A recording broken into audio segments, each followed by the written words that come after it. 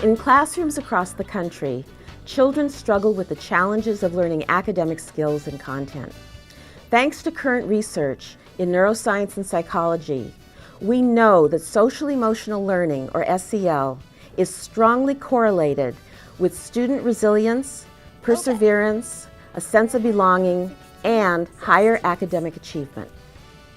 When I teach, there are two really important skills that I need and that I need my students to have. And that is explaining well and asking really good, specific questions. At San Jose State University, our faculty is focused on transforming pre-service teacher preparation, addressing both teacher and student SEL skills. I learned that these two big triangles made a bigger triangle, and this parallelogram was facing to the left. Minor. It is all about teaching teachers to create safe learning environments. As we engaged in professional development around these ideas, we would try to use cases of teaching, vignettes from the classroom, and we would sit as a group and talk about how do we bring an SEL lens to this instance of teaching practice. One of the things for me that this video really illustrated well was the discombobulation that the student felt. I really want to put my candidates in the position of learners when they're learning something new or something that potentially might be frustrating or doesn't come easy to them. So I think I can build on my formative feedback session, add an SEL lens, a respectful classroom community. We're going to be practicing some of the skills that we talked about in terms of feedback with children that both fosters learning and helps their resiliency and helps them develop the social and emotional learning skills that we know are crucial to mathematics. In this Math Methods course, Dr. Swanson builds off of our faculty professional development by integrating SEL into math instruction. She attends to issues of self-awareness and problem-solving, relationship skills, and formative feedback, all within the context of math instruction. We're going to start with emotional awareness and regulation. And I'm going to show you a problem. Calculate a 500 cubic centimeter sample of seawater has a mass of 514 grams. Find its density. I want to ask you, how does this problem make you feel? Okay, what's your emotional reaction to it? First looking at this, scary. And the first thing we talked about in our group was our second language learners. Today's lesson was really a valuable experience as a future teacher because we were put in the place of a student.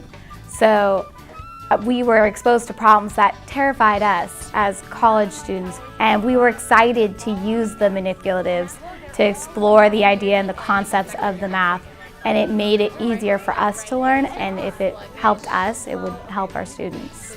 She's forgetting that radius and diameter aren't really the same thing. Student teachers taking these courses then go into their field experience classrooms where they have a chance to apply what they've learned and receive feedback through coaching. The average truck carried 5 2/3 cubic yards of dirt, which weighed 3/4 of a ton. How many tons of dirt were used in the fill? So right now, turn and in your table groups, talk to them about how you feel when you see a problem like this. Kind of nervous, kind of stressed out. Getting teasy. I feel angry and I don't like it. Sometimes I feel trustworthy that I could pass it. And I just think about it, and if I get it wrong, well, at least I tried. I feel like I'm gonna get it wrong and get a bad grade. Okay, so it makes you anxious. So it's 3/16 and then 9/16. If children are going to understand mathematics, they have to be able to explain their thinking. They have to be able to talk to one another, to justify their reasoning, and frankly, to listen to others and critique the reasoning of others. Indeed, it's one of the Common Core mathematics practices. 3/16 times, and I don't know how many is it? That calls for some very serious work on giving students the social skills for communicating clearly, respectfully, for listening carefully to one another, at the same time as they're thinking mathematically. So here's what you did on your board. You said, I have 316. In learning to teach in this day and age where we have all of this curriculum and all these new standards, I am going through sort of this social emotional learning cycle of self-awareness with all the time. So it's always in my mind that I'm working through things and I'm stressed and I'm anxious and I'm scared I won't get things done. And because I'm dealing with that, it makes it pretty easy to see it reflected in my students' faces and to remember to bring that in. Great job today. You said there were two things that you wanted me to look for. Let me talk about modeling first, because I just wanted to give you some very specific feedback. It worked well having the whiteboard and the kit.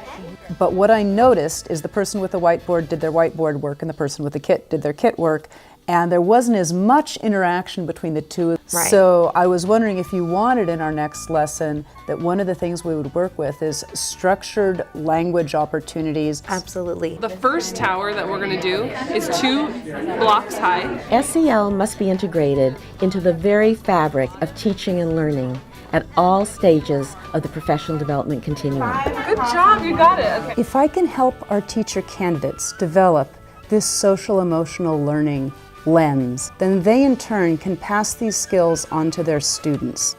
The good news is that it is possible.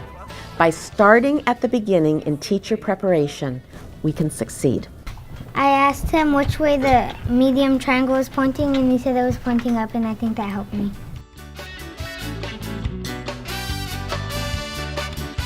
He looked at it and he said, "Challenge accepted."